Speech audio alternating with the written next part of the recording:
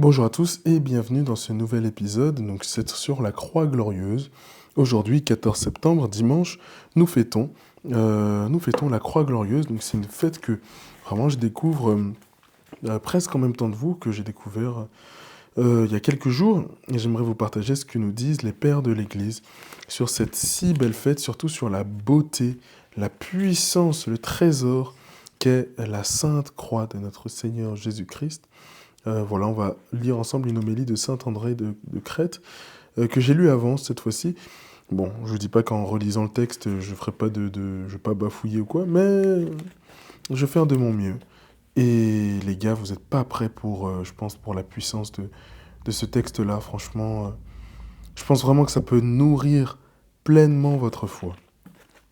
Avant de commencer, je vais vous lire voilà, un petit texte introductif sur qu'est-ce que la croix glorieuse.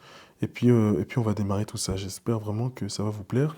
Restez jusqu'au bout de cet épisode. N'hésitez pas à noter le podcast sur 5 étoiles, s'il vous plaît, et si vous souhaitez qu'il soit recommandé à de nombreuses personnes.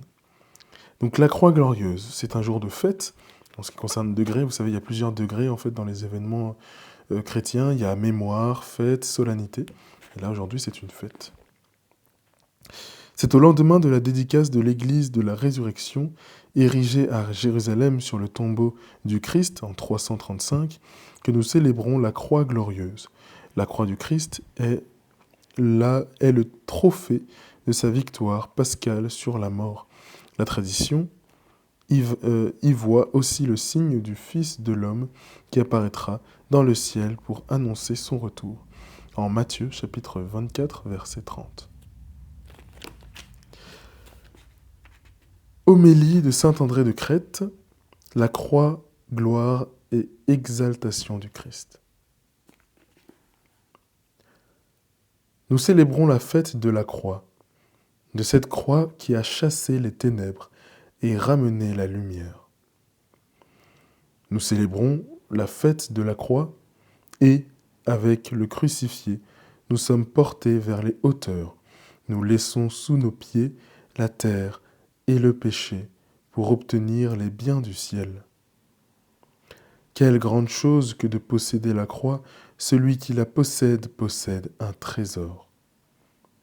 Je viens d'employer le mot de trésor pour désigner ce qu'on appelle et qui est réellement le meilleur et le plus magnifique de tous les biens, car c'est en lui, par lui et pour lui que tout l'essentiel de notre salut consiste et a été restauré pour nous.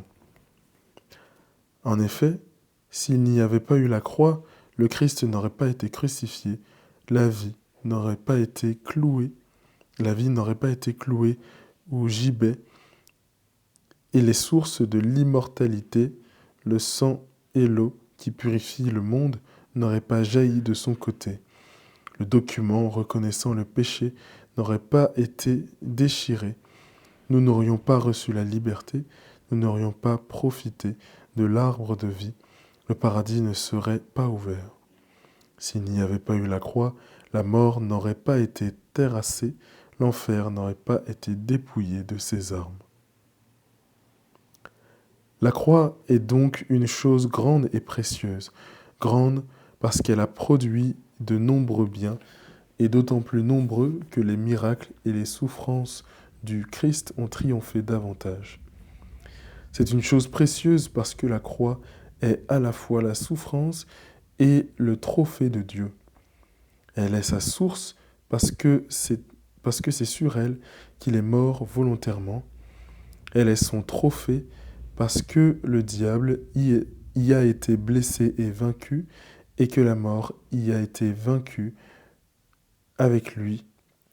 Les verrous de l'enfer y ont été brisés, et la croix est devenue le salut du monde entier.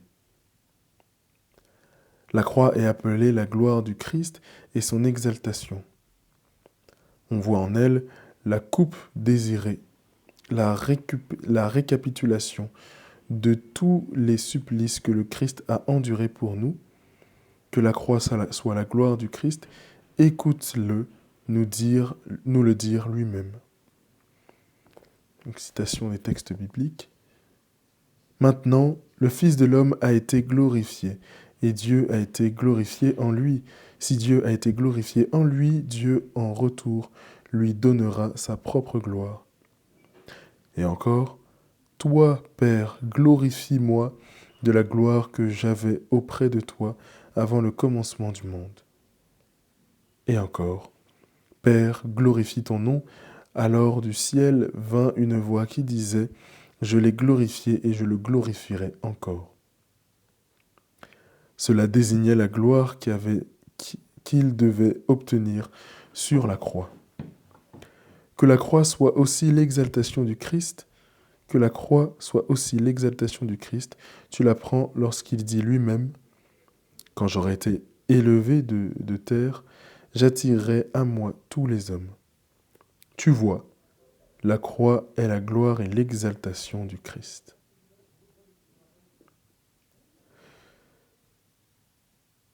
Voilà pour cette homélie de Saint André de Crète. Alors c'est un texte, comme vous l'avez vu, qui est vraiment fort et qui nous rappelle la croix, l'événement de la croix, comme moment culminant,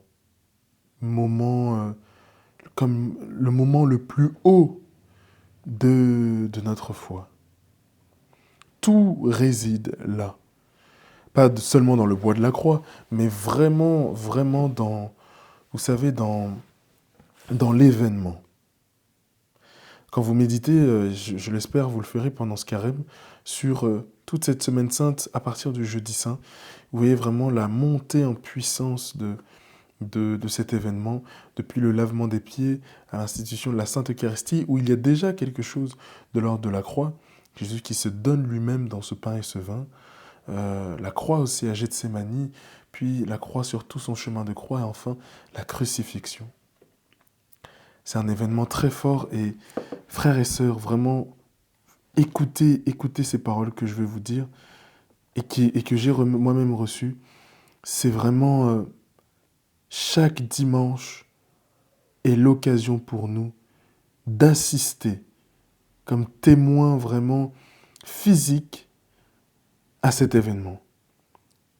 Dans l'Eucharistie, Dieu nous laisse sa réelle présence, et pas n'importe laquelle, un Jésus qui est au plus haut du don de soi par amour pour l'humanité. L'Eucharistie, c'est cette présence-là de Jésus.